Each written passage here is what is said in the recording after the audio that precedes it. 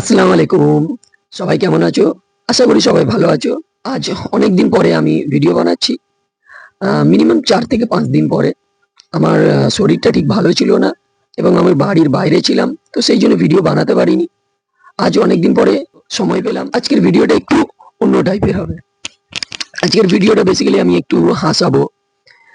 Funny টাইপের video হবে কিছু। ১ম এ আমি একটু ক্ষমা চেয়ে নিই। আমার শরীরটা ভালো নয়। বারবারই আমি বলছি ভিডিওতে। আমার গলা বসা আছে। তো এইজন্য আমি ভিডিও বানাইনি। ভাবলাম ঠিক হলে ভিডিও বানাবো, কিন্তু দেখতে পাচ্ছি ঠিকই হচ্ছে না, সময় লাগছে। তো এরকম সময় লাগতে লাগতে আমার অনেকটাই সময় বেরিয়ে এসছে। মিনিমাম ৪ দিন আমি ভিডিও ছাড়তে পারিনি। তো সেই জন্য আমি ভাবলাম যে শরীরের যা পারে হোক, আমি ভিডিওটা কন্টিনিউ করে যাই। তো দর্শকরা, তোমরা আমাকে ক্ষমা করে দেবে এমন ভয়েস আসার জন্য। তো আজকের এই ভিডিওটা আমি বলছিলাম কি, বেশ ফানি টাইপের হবে। তো আমাদের মসজিদে কিছু ফানি ফানি জিনিস হয়, বাচ্চারা করে। তো নামাজও হয়। নামাজ পড়ার সাথে সাথে বাচ্চাদের তো আর আমরা মানা করতে পারি না। তো সেই জন্য কিছু কিছু হাসির ভিডিও আছে, সেগুলো আমি তুলে ধরবো। এবং কিছু কিছু মুসলিম ভাই বোনেরা এমন এমন কোশ্চেন করেন, সেগুলো মাওলানা মুফতিরাও হেসে ফেলেন। তো চলো ভিডিওগুলো দেখা যাক। আমি সেই বাইরের ভিডিওগুলো আমার চ্যানেলে এনেছি। তো চলো শুরু করা যাক। খাতুন, আপনি লিখেছেন কালকে আমাদের এক্সাম আছে, রোজা রেখে কি নকল করা যাবে? ইন্না লিল্লাহি ওয়া ইন্না ইলাইহি রাজিউন। এমনি कौन है ये लोग? कहां से आते हैं ये?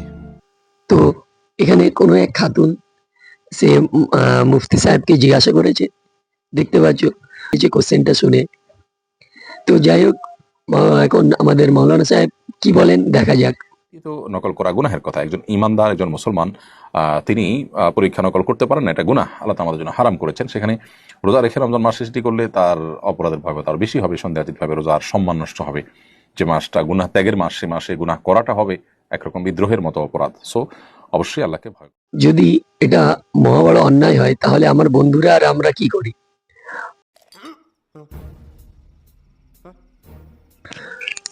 তো প্রথম ভিডিওটা কেমন লাগলো? আশা করি সবাই মজা লেগেছে। চলো এবার দেখা যাক সেকেন্ড ভিডিওতে কি কি হাসির জিনিস আসে। अभी मजा आएगा ना भिड़ो।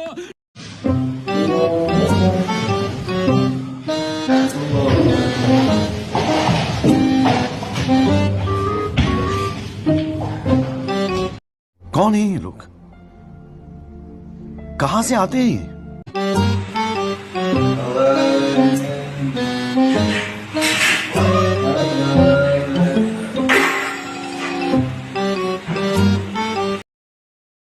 लेकिन एक सेकंड। তো দেখতে পাচ্ছ সেকেন্ড ভিডিওতে কোনো এক মসজিদে ছোট ছোট বাচ্চারা পেছনে, লাইনের পেছনে দাঁড়িয়ে, আমরা যে লাইনটা দাঁড়িয়ে আছে নামাজ পড়ার জন্য, ওটাকে আমরা রেকাত বলি। নামাজের রেকাত দাঁড়ানো বলি। তো যাই হোক, যখন আমাদের জামাত দাঁড়িয়ে যায় রেকাতে, সবাই আমরা পরস্পর দাঁড়িয়ে পড়ি। তো বাচ্চারা পেছনে এরকমই ছোটাছুটি করে, এ করে। তো কোনো এক ভাই এই ভিডিওটা তুলে ধরেছে আমাদের সামনে। তো সেই ভিডিওটা আমি তোমাদের সামনে এনে দেখাচ্ছি। তো সেকেন্ড ভিডিওটা আশা করি সবাই ভালো লেগেছে। এবার আসছি আমি থার্ড ভিডিওতে। থার্ড ভিডিওটা একটু একটু নটি টাইপের ভিডিও আছে। তো আশা করছি খুব একটা নটি নয়, তবে ভালো লাগবে। তো থার্ড ভিডিওটা, এটা ডেডিকেটেড টু দীপ্ত। আমার একটা ফ্রেন্ড আছে কলেজে, তার নাম দীপ্তাংশু দাস। তো সে আর আমি খুবই মজা করি কলেজে। সারাক্ষণও আমার সাথেই থাকে, আমি ওর সাথে থাকি, ঘোরাঘুরি করি। আমরা দুইজন পুরো দুই ভাইয়ের মতো করে কলেজে আনন্দ করেছি, কাটিয়েছি পুরো। এবার লাস্ট সেমিস্টার চলছে আমাদের। তো দেখা যাক, এই ভিডিওটা আমি তাকে ডেডিকেটেড করছি।